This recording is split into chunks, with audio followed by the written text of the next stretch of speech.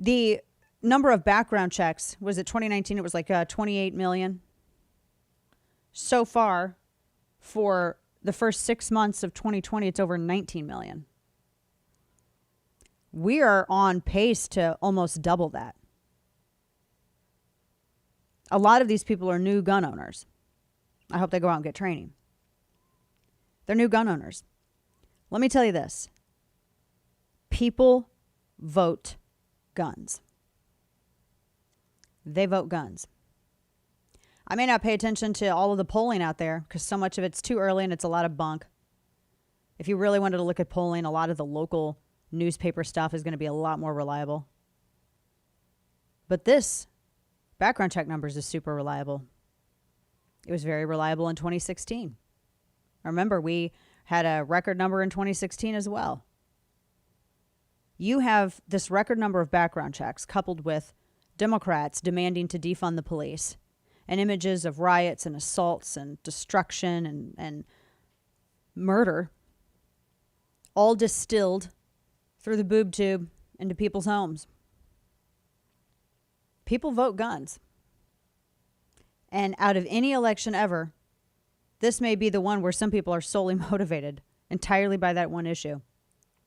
Especially in the issues and where people have been going into residential areas, and there are no atheists in foxholes, and there are no people who are against guns when they are faced with lethal threat.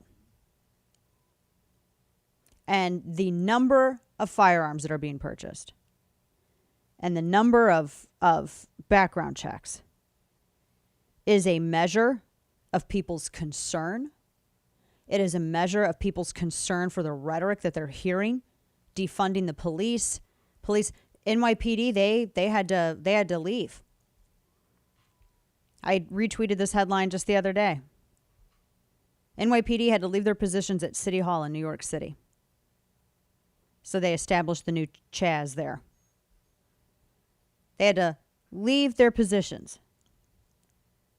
This headline comes out while you got the dad on Fox bawling because his kid was murdered by Marxists in CHOP.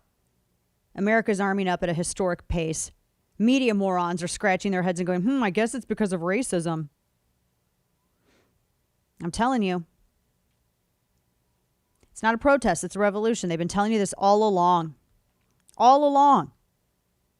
And I think it is absolute naivete of the right to think that these people don't mean what they say.